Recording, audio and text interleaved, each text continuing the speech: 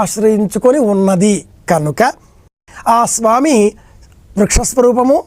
ఆ వృక్షం క్రింద దరిద్ర దేవత కూర్చుని ఉంటుంది.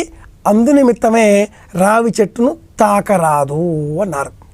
ఈ కార్తీక మాసంలో శనివారంలో ఇలా ఈ వృక్షం ప్రభవించింది అని, ఈ వృక్షాన్ని ఆశ్రయించి దరిద్ర దేవతను కూర్చుండబెట్టి ఆ బ్రాహ్మణుడు వెళ్ళిపోయాడని కార్తీక పురాణంలో వర్ణింపబడి ఉన్న కారణం చేత ఈ రోజులలో శనివారాలలో శనివారాలలో మాత్రమే రావి చెట్టును స్పృశించి తాకి నమస్కారం చేయాలి.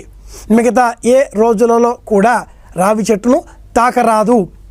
ఇందులో ఉండే సూచకం ఏమిటి అంటే వృక్షములలో రావి చెట్టు చాలా బలహీనమైనటువంటిది.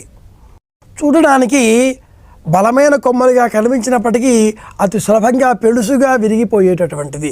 చాలా సున్నితమైనటువంటి